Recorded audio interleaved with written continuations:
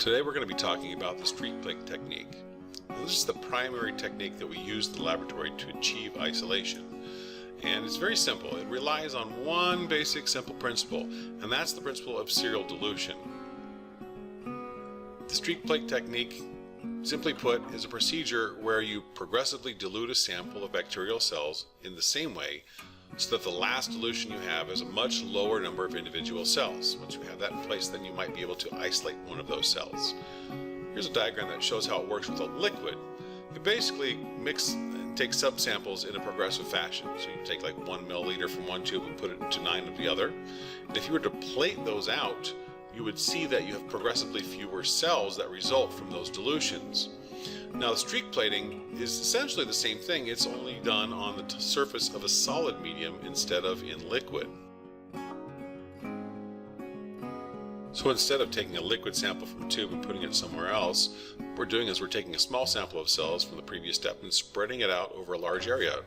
Kind of like spreading peanut butter around on a piece of bread. If you take a little bit and spread it out more, it becomes thinner and thinner. Eventually, if we do that, when we incubate the plate, we will have an area of the plate where individual cells grow into clonal colonies. And each one of those colonies is the result of one cell that grows up, so we have a pure sample of only one cell type, and that's what we're hoping for in the end. Now, to see how it's done in the practical sense, we're going to show you a video that I've taken of myself doing this. As always, we're going to flame our loop, and then we're going to get a sample of some mixed bacterium inside of a tube.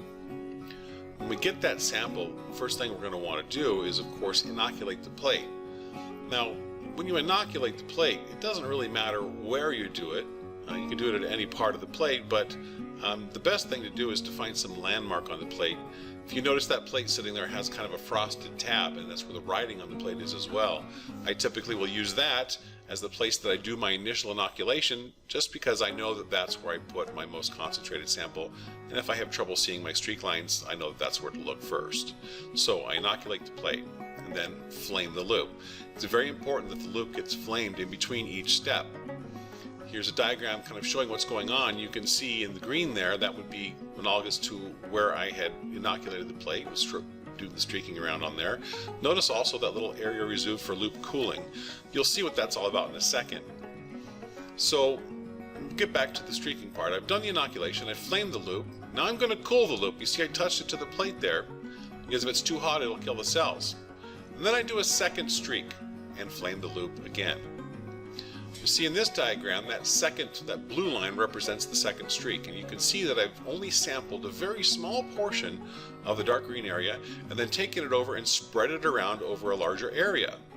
Now I'm just going to do that in sequence. Flame the loop, cool it in that reserved area again, and then take a small sample of that second streak and spread it around to further dilute the number of cells. You can see in this diagram, that's what I'm talking about.